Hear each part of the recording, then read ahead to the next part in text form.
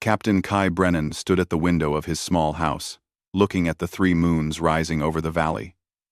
15 years had passed since he left his post at the Galactic Council. 15 years since humanity walked away from the stars they had helped connect. He still remembered that last day. The chamber had been full of alien delegates, their voices loud and angry.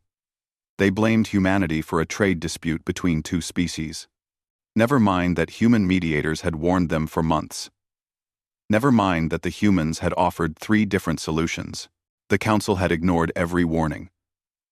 And when things fell apart, they pointed their fingers at Earth. Ambassador Yuna Park had stood at the podium that day. Kai had been in the back of the room, watching her face. She looked tired. So very tired. For 20 years, she had served the council, working 18-hour days to keep the peace between dozens of alien species. She had negotiated treaties, prevented wars, and built bridges between worlds that had nothing in common except their presence in the council. "We have heard the council's judgment," Yuna had said, her voice calm and clear. "Humanity accepts that our presence is no longer wanted. We will begin our withdrawal immediately." The chamber had gone silent. That wasn't what they expected. They expected apologies, arguments, maybe even anger. Instead, Yuna simply bowed and walked out. The human delegation followed her, their footsteps echoing in the shocked silence. Within a week, humanity had begun closing its embassies. Within a month, human engineers left their posts at the great space stations. Within 3 months, human doctors packed up their medical facilities. Within 6 months, every human in council space had gone home. Admiral Juan Torres had commanded the final evacuation fleet. Kai remembered talking to him before he left to take the position. "They'll realize their mistake," Kai had said. "They'll call us back." Juan had shaken his head. "Maybe, but we won't come. Not as servants. Not as the people who fix their problems while they take the credit." That had been the real issue, Kai thought as he turned from the window. Not one disaster but thousands of small cuts over nearly 2 centuries. Human scientists made breakthroughs, and alien researchers published the papers under their own names. Human engineers built the transit network that connected the galaxy, and council historians recorded it as a joint effort, barely mentioning the humans who spent decades in space, away from their families, making it real. When humans suggested caution, they were called fearful. When they proposed solutions, they were called arrogant. When they asked for equal recognition, they were told they were too young a species to demand such things. "You've only been spacefaring for 300 years, the elder species would say. "We have civilizations older than your entire history." And yet those elder species kept asking humans to solve their problems. Kai's communication device buzzed. He picked it up and saw a message from his old friend, Tay Morrison. Tay was one of the few humans who still traveled near council space, running a merchant ship along the border. "They're starting to notice," the message said. "The transit gates are acting up, medical systems failing. They sent someone to ask if I knew any human engineers looking for work. I told them to ask the council." Kai smiled at that. It wasn't a happy smile. He walked to his study and pulled up his old files from the council years. There were thousands of reports, proposals, and warnings that had been ignored. He opened one at random. It was about the medical synthesis machines that created custom treatments for different alien biologies. The human team had warned that the machines needed specific maintenance every 8 months, or the biological safety protocols would begin to degrade. The council had thanked them for the report and then cut the maintenance budget to save money. Human technicians had continued the maintenance anyway, paying for supplies from their own medical research funds. Because that's what humans did. They saw something that needed doing, and they did it. Now, 15 years later, those machines would be failing. The safety protocols would be corrupted.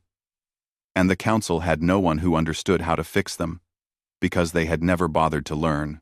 They assumed the humans would always be there to handle it. Kai closed the file and looked at the picture on his desk. It showed the human delegation at the signing of the Grand Peace Treaty 40 years ago. Yuna was there, young and hopeful. Juan was there in his uniform. Dr. Rena Chen stood in the back, the brilliant engineer who had designed half the systems the Council used every day. They had all believed in the dream of a united galaxy, a place where species worked together, where knowledge was shared, where the strong helped the weak. For a while, it had seemed real, but dreams require work from everyone. The Council had wanted the benefits without the respect. They wanted human help, without human voices, in the decision-making. They wanted human labor, without human credit. So humanity had given them what they claimed they wanted.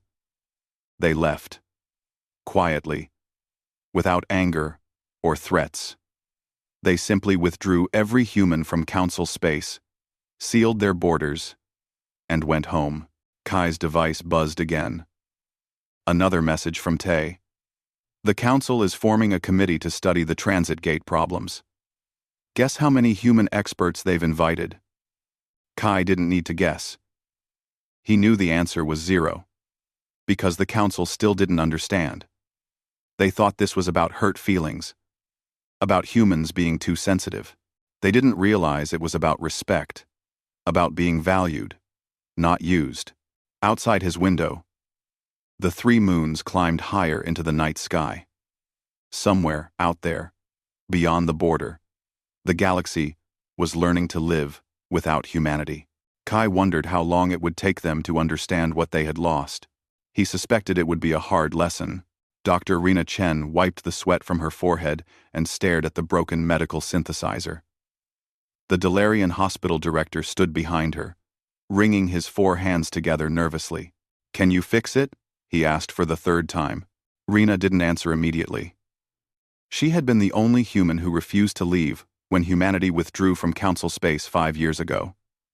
She stayed because she had married a Dalarian man and built a life here. Now she was the only human engineer within 5,000 light-years. And every day someone came begging for her help.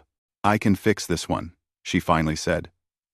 "But it's going to fail again in 6 months. The biocultural filters are degraded. You need to replace the entire core system." "We have replacement cores," the director said hopefully. Rena shook her head. "You have the hardware. But the calibration requires human medical knowledge. Every species has different biological markers. The humans who built these machines spent years learning how to program them properly. It's not something you can learn from a manual." The director's face fell. His people were getting sick, and the medicine they needed couldn't be produced without the synthesizer. This same scene was playing out across the galaxy. Rena knew. The humans had built so much, maintained so much, and no one had paid attention to how they did it. Across the station, Counselor J. Ramirez sat in his office reading reports. Each one was worse than the last. The transit gate network had suffered 15 major failures in the past month. 2 stations had lost life support for hours before backup systems kicked in. A medical crisis on the Ventari homeworld was spreading because their quarantine protocols, designed by humans, had been modified by local officials who didn't understand the underlying principles. Jay's mother had been human. His father was Zentharian. He had grown up between 2 worlds, and he had watched the humans leave with a heavy heart. He had been one of the few council members who voted against blaming humanity for the trade dispute. It hadn't mattered. The vote was 63-8. His communication panel lit up. It was another request from a member world asking if the council had contacted humanity about the technical problems. Jay wrote the same response he had been sending for months. Humanity has declined all requests for assistance. What he didn't tell them was the full truth. Humanity wasn't declining out of spite. They were declining because the council had made it clear they weren't wanted as equals. And humans, Jay had learned, would rather stand alone with dignity than kneel for acceptance. The door to his office opened. Ambassador Mia Zhao entered, her face grim. She was the current head of the council, a position that had become far more difficult in the past few years.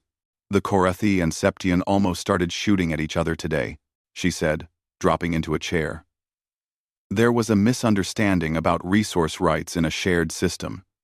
It took 6 hours to calm them down. What was the misunderstanding? Jay asked. Does it matter? The point is that without human mediators, these small problems are becoming big ones. The humans had this gift for understanding both sides and finding common ground. We don't. Jay nodded slowly. I've been reviewing the old records. Do you know how many conflicts the human diplomatic corps prevented in the last century? Tell me. 247. Major conflicts, the kind that could have led to war. And those are just the ones that made it into official records. The humans prevented countless smaller disputes from escalating. Mia rubbed her temples. We thought we were doing fine. The galaxy has been at peace. The galaxy has been at peace because the infrastructure was still working. But it's starting to break down. And we don't know how to fix it. At that moment, on a merchant ship near the human border, Captain Tay Morrison was having a similar conversation. A council diplomat had asked him to carry a message to humanity, requesting technical assistance. I'm a merchant, not a messenger, Tay said. Besides, humanity closed its borders. They're not taking visitors. Then, Tay Saf. I'm a merchant. Tay said. Tay Saf. I'm a merchant. Surely they would make an exception, the diplomat insisted. This is about saving lives. Tay looked at the alien carefully. Where were you 15 years ago when humans were being blamed for everything that went wrong? When our scientists were called primitive? When our warnings were ignored? That was different. No. Tay cut him off. It was exactly the same. You didn't value us then. You don't get to value us only when you need something. The diplomat left angry, and Tay returned to his ship. He sent a report back to Earth, as he did every month. The human government wanted to know what was happening in council space, not because they planned to return, but because they needed to understand how bad things might get. The answer was becoming clear. Very bad. Dr. Rena finished her work on the synthesizer and gathered her tools. The Delarian director thanked her profusely and offered her double payment. She accepted. If she was going to be the only human engineer in this part of space, she might as well be paid fairly for it. As she walked through the station corridors, she passed a public display showing news from across the galaxy. A financial crisis was developing. Trade was becoming difficult without the human-designed banking protocols that had stabilized interstellar commerce for over a century. Several member species were having trouble accessing their accounts. Others couldn't process transactions. Rena stopped and watched for a moment. She had warned them. She had written reports, given presentations, trained as many alien students as she could. But there was a difference between teaching someone the steps and teaching them the understanding. And the council had always been more interested in the quick solution than the deep knowledge. A young Delarian stopped next to her, watching the news. Is it true? The youth asked. Did the humans really build all of this? Rena looked at the young alien. Yes. Not alone. But we were the backbone. We maintained the systems, solved the problems, did the unglamorous work that kept everything running. Why didn't we learn? You assumed we would always be here to do it for you. The youth was quiet for a moment. Will they come back? Rena shouldered her tool bag and started walking. That's not the right question. The question is, will you learn to stand on your own? Because humans aren't responsible for your survival. We never were. The galaxy was starting to understand that lesson, but understanding came slowly, and the price was mounting with every failed system, every unresolved conflict, every problem that humans had once solved quietly in the background. The cracks were spreading, and there was no one left to patch them. Commander Day Sullivan stood on the bridge of the defensive station, watching the council ships approach the human border. They had been there for 3 days now, hovering just outside the restricted zone. They hadn't tried to cross, but they hadn't left either. Another delegation? His first officer asked. Looks like it, Day replied. That makes 6 in the past 2 months. 10 years had passed since humanity withdrew from the galaxy. 10 years of silence from Earth and its colonies. The border was absolute. Human ships stayed on their side, and the rare council ship that tried to cross found itself facing overwhelming firepower and polite warnings. This delegation looked more desperate than the others. Their ships were older models, poorly maintained. That told Day everything he needed to know about the state of council space. The great shipyards that humans had helped design were probably struggling without proper maintenance. The communication panel lit up. "This is Counselor J. Ramirez requesting permission to speak with human authorities." Ramirez. Lestins. Day recognized the name. Ramirez was one of the few council members who had voted against blaming humanity. He had some human ancestry too, if the records were right. That didn't change anything. But it made Day's job slightly less pleasant. "Counselor, you know the answer. Humanity is not accepting delegations from the Council. Commander, please. The situation is critical. We have 3 species facing extinction-level events: medical plagues, infrastructure collapse, ecological disasters. We need help." Day closed his eyes briefly. He had family who died in medical facilities on Council worlds when humanity withdrew. They had been given 48 hours to leave. 48 hours to pack up lives, close down hospitals, abandon patients. Some hadn't made it home in time. "The Council made its decision 10 years ago," Day said. "Humanity is no longer responsible for galactic stability." Day, we were wrong," Jay's voice cracked. "We were arrogant and blind. But people are dying. Billions of innocent beings who had nothing to do with the Council's mistakes, and thousands of humans suffered when we were forced to leave. Where was the Council's concern then?" There was a long silence on the other end. Finally, Jay spoke again. "You're right. We failed you. But I'm begging you, don't punish innocent people for our mistakes." Day didn't respond. He simply closed the channel. His hands were shaking. He hated this part of his job. He had joined the fleet to protect people, not to watch them suffer. But humanity had learned a hard lesson. You couldn't help people who didn't respect you. It only bred more resentment and more demands. On Earth, historian Nari Kim was finishing her work on the comprehensive archive of humanity's contributions to the Council. It had taken her 5 years to compile. Every innovation, every crisis solved, every life saved. The true record that the Council had conveniently forgotten. She reviewed her latest section. It detailed the financial systems that humans had created to stabilize interstellar trade. Before humans, economic crashes were common, as different species tried to trade using incompatible value systems. Humans had designed a flexible framework that accommodated everyone. The Council had accepted it, used it for a century, and then gradually convinced themselves they had invented it. Now that system was collapsing. Without human oversight, species were reverting to old patterns. Trade disputes were becoming common again. Entire markets were crashing as confidence evaporated. Nari's research had uncovered something disturbing. In the official Council histories, human contributions were barely mentioned. A project that humans had led for decades would be described as a Council initiative with various member species contributing. The names of human scientists and engineers were omitted. Their breakthroughs were attributed to alien researchers. It was systematic erasure. Not malicious, perhaps, but devastating nonetheless.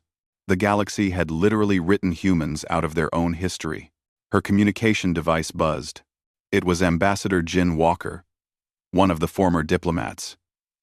"Nari, the Council is asking to meet with human leadership. Ambassador Yuna is being called out of retirement." What's her response? "She's considering it. There's a debate happening. Some think we should maintain the isolation. Others think we have a moral obligation to help." Nari saved her work and leaned back. This was the question that haunted her research. Did humanity owe the galaxy anything? They had given so much, received so little credit, and been cast aside when convenient. But they had also saved countless lives, built connections between species, and helped create a mostly peaceful galaxy. At the council headquarters, High Counselor Mia Zhao stood before the assembled delegates. The chamber was half empty. Several species had withdrawn their delegations to deal with crises at home. The great unity of the council was fracturing. "We must face the truth," Mia said, her voice heavy. "We have failed. Not just with humanity, but with ourselves. We built our civilization on the backs of human labor, and then convinced ourselves we did it alone." There were murmurs of protest from some delegates. Others remained silent, their body language showing shame. "I've reviewed the archives," Mia continued. "The complete archives, not the edited versions we present to the public. Humanity prevented 247 major conflicts in the last century. They maintained 90% of our critical infrastructure. Their medical teams saved billions of lives across dozens of species. And how did we repay them?" She paused, letting the question hang in the air. "We dismissed them. We blamed them. We took credit for their work. And when they quietly left, we didn't even notice until everything started falling apart." A Ventari delegate stood up. "What do you propose, High Counselor?" "Complete honesty. We release the full historical records. We acknowledge every human contribution. We offer formal apologies and reparations.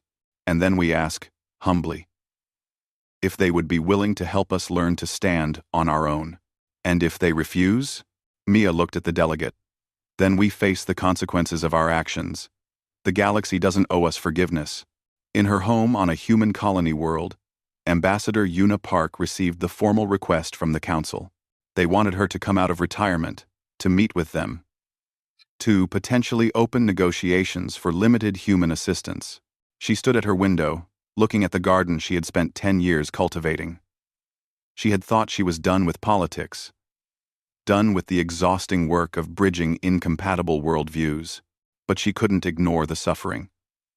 That was the human curse and blessing.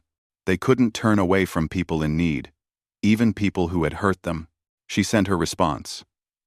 She would meet with the council, but not as a supplicant, not as someone asking permission. She would meet them as an equal, representing a civilization that had learned to value itself. The galaxy was about to learn that help was not an entitlement. It was a gift that required respect, recognition, and genuine change. And humanity would decide if the galaxy was ready to receive that gift. High Counselor Mia Zhao's ship dropped out of hyperspace at the edge of human territory. She had left the council delegation behind. This journey was personal, not official. She needed to understand what humanity had become in their 13 years of isolation. The defense station immediately hailed her ship. "Unidentified vessel. You are approaching restricted space. State your purpose." "This is High Counselor Mia Zhao. I request permission to enter human space and travel to Earth. I am alone." There was a long pause. Then a different voice came on, older and male. "Counselor, this is Admiral Juan Torres. Your request is unusual. What is your purpose?" "I need to see Earth," Mia said simply. "I need to understand what we lost." Another pause. "Permission granted. But you will be escorted. And you will follow our protocols exactly." 2 human ships appeared from nowhere. Their stealth technology far more advanced than anything the council had. They bracketed her small vessel and guided it deeper into human space. The journey took 3 days. Mia spent the time reading the historical archive that Nari Kim had compiled. Every page was a new revelation, a new shame. The galaxy had taken so much and given back so little. When they finally approached Earth, Mia stood at her viewport and stared. The planet was beautiful, blue and green and alive. But it was also fortified. Defense stations circled it in layers. Ships moved in coordinated patrols. Humanity had turned inward and built walls. She landed at a diplomatic facility outside Geneva. The building was simple, functional. No grand architecture meant to impress. That told her something about humanity's current mindset. Ambassador Yuna Park met her at the entrance. Mia almost didn't recognize her. The woman she remembered had been elegant and composed, always perfectly dressed for diplomatic functions. This Yuna wore simple clothes and had gray in her hair. She looked like someone who had retired to a quiet life. "Hi, Counselor," Yuna said, offering a human handshake. "Welcome to Earth. Ambassador, thank you for seeing me." "I know. Let's walk," Yuna interrupted gently. "I find that difficult conversations go better while walking." They strolled through a garden on the facility grounds. It was autumn, and leaves drifted down from the trees in shades of gold and red. "The galaxy is dying," Mia said. "Not quickly, but steadily. Every system that humans built or maintained is failing. We can't fix them. We don't have the knowledge, and the knowledge can't be learned quickly enough." "I know," Yuna said. "We monitor the situation. Then you know about the Tarathi plague. 3 billion sick. And the medical synthesizers that could create a cure are broken." "I know. The Korathi ecosystem collapse. Their atmosphere processors are failing." "I know. The library stations. Millions of years of collected knowledge. Degrading because no one knows how to maintain the preservation systems." "I know," Yuna said, her voice harder now. "I know all of it. Every crisis, every failure, every preventable disaster. Do you think we don't care?" They stopped walking. Mia turned to face her. "Then why won't you help?" "Because you never wanted help, Counselor. You wanted servants. You wanted people who would solve your problems, make your lives easier, and then disappear when you didn't need them anymore. That's not help. That's exploitation." "We were wrong," Mia said. "I have acknowledged this publicly. I have released the true historical records. The entire galaxy now knows what humanity contributed and how we failed to recognize it. Also, I have acknowledged this publicly. Also, words," Yuna said. "Words are easy. What has actually changed?" Mia had no answer for that. They continued walking. Yuna led them to a memorial garden. Stones lined the paths, each one inscribed with a name. "Do you know what these are?" Yuna asked. "No. These are the humans who died because of the Council's actions. This section here," she gestured to a cluster of stones. "These people died in hospitals when we were forced to evacuate. They couldn't be moved safely, but the Council gave us 48 hours to leave.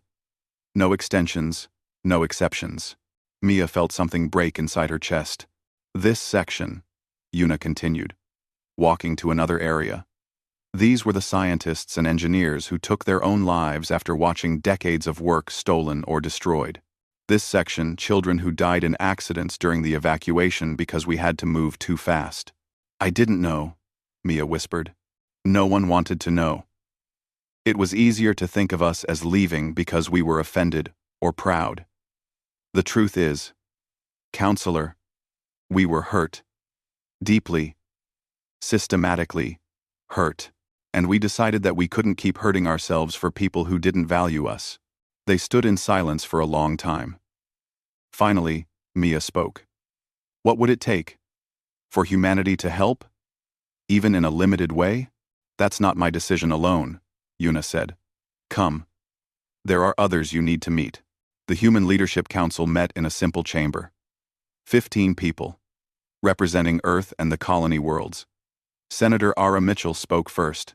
"We owe them nothing," she said bluntly. "They made their choice. We made ours. Why should we sacrifice our people's time, resources, and energy for aliens who still haven't proven they respect us?" Ambassador Jin Walker countered. "Because innocent people are dying. Children, elders, people who had nothing to do with the Council's decisions. Are we really willing to let billions suffer?" "How many humans suffered?" Ara shot back. "How many of our people lost homes, careers, families? We warned them for years that their systems would fail without us. They didn't care. Now they expect us to fix their problems? A younger woman spoke up. Yoon Carter had been a child when humanity withdrew. She represented the new generation.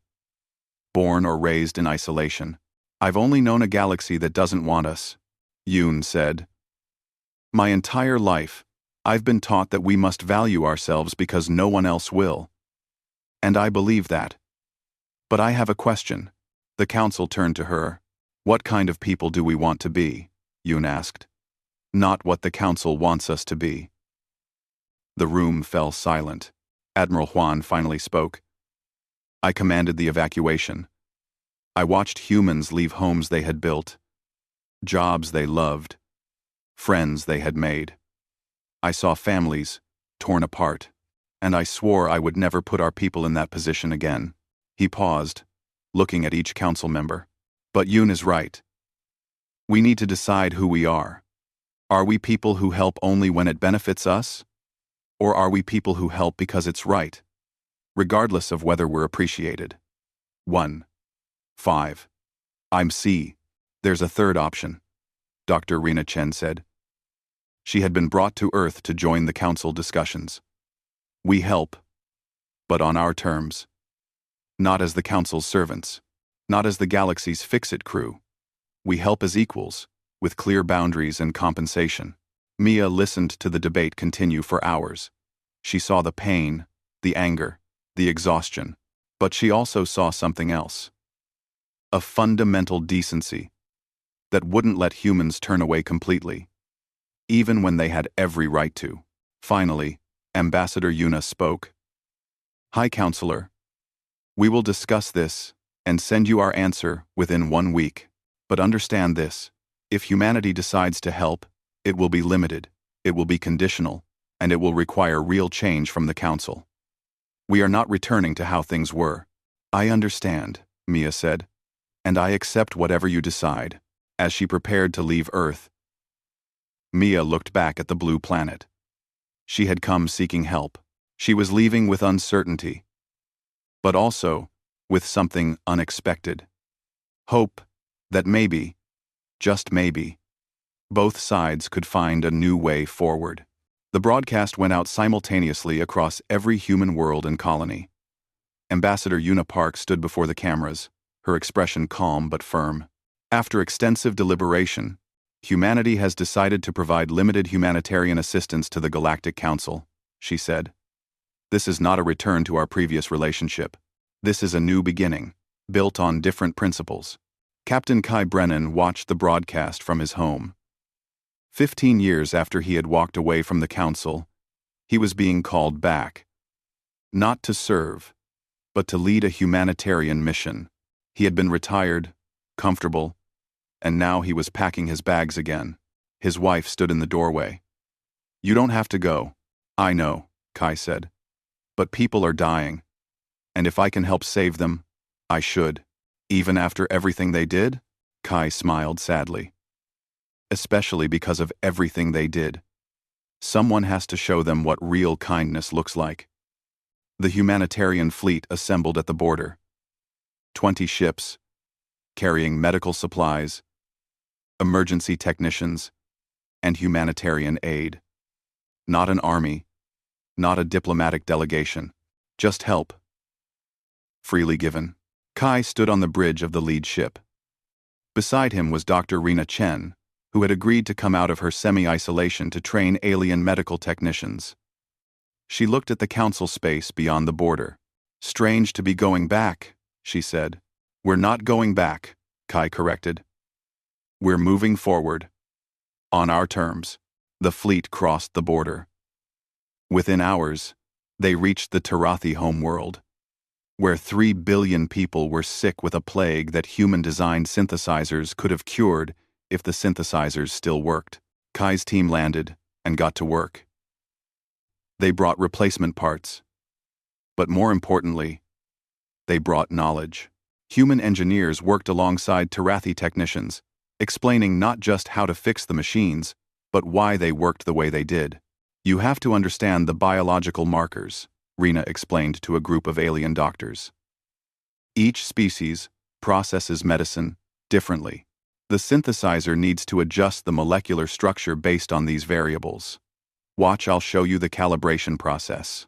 It took 3 days, but the synthesizers came back online. The cure began production. The Tarathi medical chief watched with tears streaming down his face as the first batch came through. "Thank you," he said to Rena. "Thank you for not letting us die for our leaders' mistakes. We're not here because of your leaders," Rena said gently. "We're here because people need help. That's all."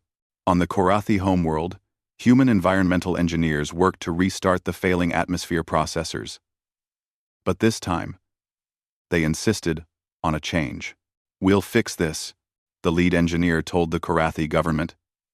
"But we're also going to train your people. We're going to document everything. And we're going to make sure you never depend on us again. You don't want to come back?" a Korathi official asked, confused. "We want you to be independent," the engineer explained. "Real help means teaching you to help yourselves." At the council headquarters, High Counselor Mia stood before the assembled delegates. The chamber was full again. Everyone wanted to hear her historic address. "Today, I am formally acknowledging the full scope of humanity's contributions to our civilization," she began. "For 180 years, humans built, maintained, and protected the infrastructure of our galaxy. They prevented wars, cured diseases, connected our worlds, and asked for little in return." She paused, letting her words sink in. "We responded by dismissing their achievements, taking credit for their work, and ultimately blaming them for problems they tried to prevent. This was not a simple misunderstanding. It was systematic disrespect and exploitation." The chamber was silent. The historical archive compiled by human historian Nari Kim is now public. Every member world can access it. I encourage you to read it, to understand what we lost when we drove humanity away. A display screen behind her lit up, showing image after image. Humans working on space stations, treating patients, teaching alien students, negotiating peace between hostile species. Decades of service, captured in thousands of photographs that the Council had conveniently forgotten. Humanity has agreed to provide humanitarian aid, Mia continued. But they have also set conditions. They will be compensated fairly for their time. They will receive full credit for their work. And most importantly, they will be treated as equals, not as servants. What about their return to the Council? A delegate called out. That is not on the table, Mia said firmly. Humanity has no interest in rejoining an organization that treated them so poorly. And we have no right to ask them to. On Earth, young Yoon Carter prepared for her first assignment. She was part of a new initiative, human teachers who would travel to Council worlds and educate alien students in critical technologies. Not just the technical aspects, but the philosophy behind them. She stood at the spaceport, looking up at the stars she had never visited. Her mother touched her shoulder. Are you nervous? Yes, Yoon admitted. I've heard stories all my life about how the Council treated us. What if they still see me that way? Then you change their minds, her mother said. Not by demanding respect, but by showing them what humanity really is. Tay Morrison's merchant ship was busier than ever. Now that the border was partially open, trade had resumed. But it was different now. Humans negotiated as equals. They didn't accept unfair terms. They didn't do favors without compensation. Some alien merchants complained that humans had become difficult. Tay just smiled at that. Difficult meant they had standards. Difficult meant they valued themselves. At one of the great library stations, human archivists worked to save the degrading data. They brought preservation technology and taught alien librarians how to use it properly. Ambassador Jin Walker oversaw the operation personally. Knowledge is precious, he told a young alien librarian. It should never have been left to decay. But you must understand we can't maintain this forever. You need to learn. Why are you helping us? The librarian asked. After everything that happened, Jin looked at the vast collection of knowledge surrounding them, the collected wisdom of 1,000 species, spanning millions of years. Because this belongs to everyone, he said, including humanity. Months passed. The humanitarian missions continued. Slowly, the galaxy began to stabilize. The crises didn't disappear, but they became manageable. And more importantly, the council species began to learn. They learned how to maintain their own systems. They learned to value the unglamorous work of keeping civilization running. They learned that expertise required respect, not just payment. Ambassador Yuna made one final trip to the council headquarters. She stood before the delegates, no longer as a member, but as a representative of an independent civilization. Humanity has fulfilled its humanitarian commitments, she said. We have provided aid, training, and knowledge transfer. From this point forward, you must stand on your own. Will humanity ever rejoin the council? Counselor J asked. Yuna smiled. It wasn't a happy smile, or a sad one. It was simply honest. That depends on you, she said. Not on promises or apologies, but on sustained change. Show us, over years and decades, that you've learned to value all species equally. Show us that you understand the difference between partnership and exploitation. Maybe then, we can talk about closer cooperation. And if we fail? High Counselor Mia asked quietly. Then you fail, Yuna said. But it will be your failure to own, not ours to fix. We have learned to value ourselves, Counselor. We won't unlearn that lesson. On his ship heading back to human space, Captain Kai wrote a final log entry. We came back, but not because we needed them. We came back because we chose to, because we decided that helping people aligns with who we want to be. We didn't come back as saviors or servants. We came back as equals who extended a hand to those in need. He paused, looking at the stars streaming past. The galaxy is different now. Smaller, perhaps. More humble. But maybe that's not a bad thing. Maybe they needed to learn that civilization isn't built by taking from others. It's built by standing together as equals. And as for humanity, we learned the hardest lesson of all. Sometimes, you have to walk away to teach people your worth. Sometimes, silence speaks louder than any argument. We departed in silence. We returned with boundaries. And the galaxy will be better for it not because we saved them, but because we taught them to save themselves.